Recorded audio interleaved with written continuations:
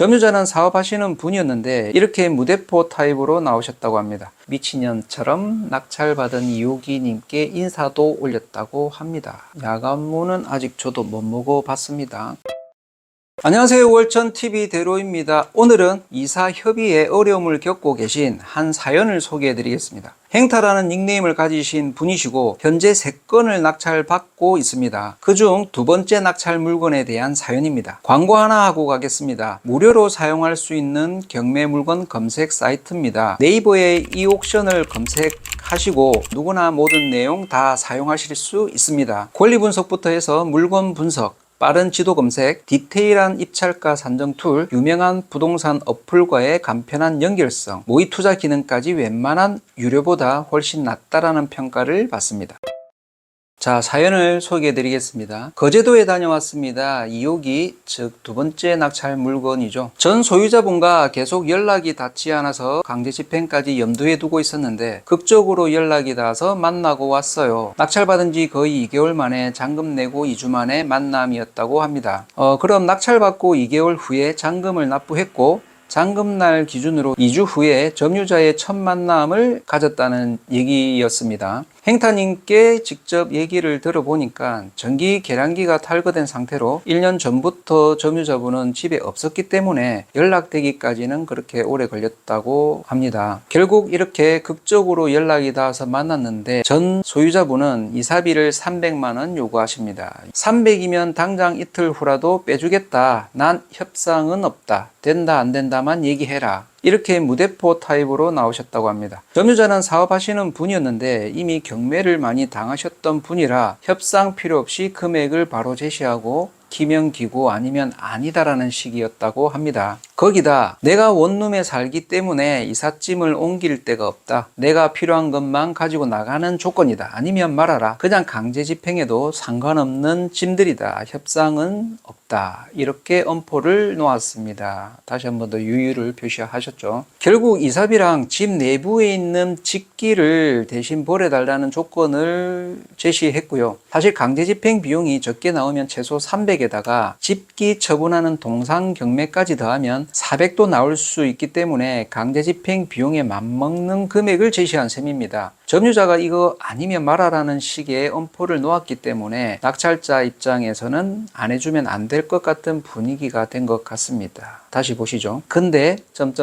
진짜 TV고 에어컨이고 세탁기고 필요 없으셔서 다 두고 가신답니다. 나도 필요 없는데. 그렇죠. 낙찰자도 필요 없죠. 오시면 쓰레기도 모두 다 두고 가신다는 말 같아요. 유유. 이삿짐을 다 가져가시면 300이라도 아깝지 않은데 남은 짐까지 정리하고 미납관리비 150까지 내면 여기서 또 추가 금액이 발생이 되었죠. 미납관리비 150만원 인수 그러면 이사비, 폐기비용 그리고 미납관리비 인수까지 하면 한 500만원 넘게 들어간다는 얘기입니다. 신랑이 할 힘이 없네요. 그냥 시원하게 드리고 정리할까 합니다. 금요일에 명도하러 갑니다. 그나저나 폐기물 업체에서 이삿짐 업체처럼 다 가지고 가시나요? 견적받아 보아야겠지요? 해주셨습니다. 네, 그렇습니다. 폐기물 업체에서 수거하고 몽땅 알아서 정리를 해줍니다. 단지 비용이 많이 들 뿐이겠죠. 거제 쪽 폐기물 업체 추천해 주시면 감사하겠습니다. 이렇게 1편을 마무리해 주셨고요. 그리고 며칠 뒤 이후 진행 상황에 대해서 글을 하나 더 올려주셨습니다. 자, 이렇게 시작합니다. 마음 수련 중인 행타입니다. 전 주인분이 쓰레기도 가득 주고 가셨습니다. 짐을 그냥 그대로 두고 가신 듯 합니다. 단지가 좁고 오래된 아파트라 이웃분들에게 1차로 나눔을 하고 2차로 당근에 나눔을 하고 아직 치워야 할 큰 짐들이 몇 개 남았긴 하지만 그래도 많이 치웠습니다.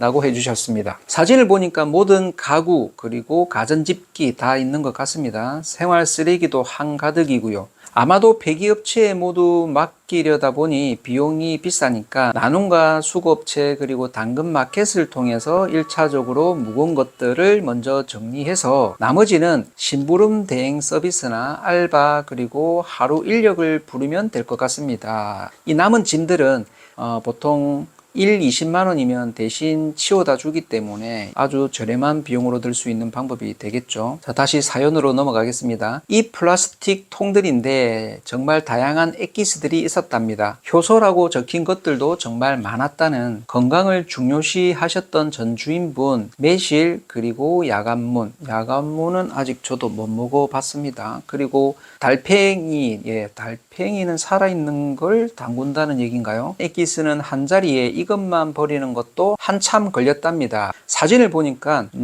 소주병이랑 물병, 간장, 식초 통들이 있는 것 같고요. 아마도 꾸리꾸리한 냄새가 장난이 아니었을 것 같습니다. 버리는데 한참은 걸리죠. 액체들은 따로 버리고 분리수거해야 하니까 그렇게 걸릴 겁니다. 전 주인분이 남겨두시고 간 것 중에 가장 마음에 드는 건 바로 20리터 쓰레기 봉투 뭉탱이였습니다. 한 8장 되는 것 같아요. 거제시 20리터면 봉투 가격이 장당 700원 합니다. 8장이면 5,600원 되겠네요. 1차적으로 치우고 난 뒤 모습입니다. 나눔 후에 남은 옷들은 헌옷 수거하시는 분이 가져가셨고요. 내일은 가전제품 무료 수거 신청해 뒀어요 라고 해주셨습니다. 가전제품 무료 수거 업체가 많습니다. 대표적으로 어플 모두 비움이 있고요. 순환 거버넌스 업체는 모바일 또는 1599-09땡땡으로 전화해서 예약할 수 있다고 합니다. 참조하시고요. 다시 사연 넘어갑니다. 이 집에서 그나마 마음에 드는 건 베란다 벽도 타일을 붙이셨다는 것. 2호기 매매 타깃층은 50대에서 60대 어머님들이셔서 이 부분이 많이 어필되었으면 좋겠습니다. 주변이 아마도 중장년층이 많이 사시는 동네인 것 같습니다. 이 짐들을 언제 다 치우나 했는데 이틀 동안 우째우째 꾸역꾸역 치워지네요. 철거업체 부르니까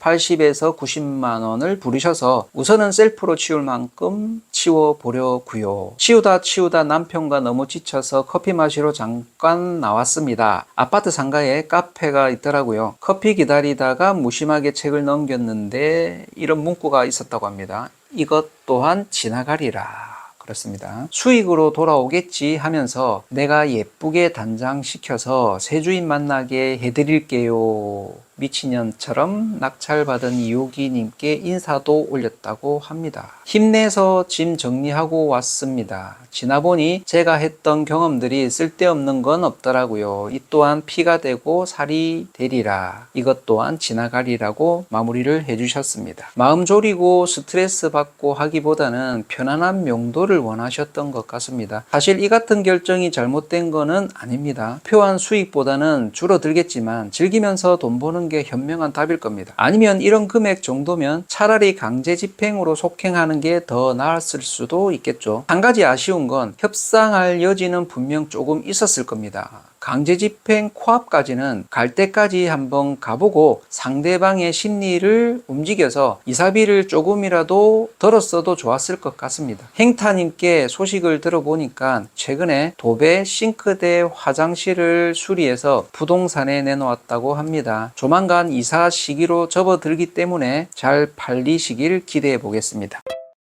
여러분들의 사연을 기다립니다. 네이버에 월천 경매 검색, 카페로 들어오셔서 경험담을 남겨주시면 채택해서 선물과 함께 사연을 들려드리겠습니다. 오늘 내용은 여기까지입니다.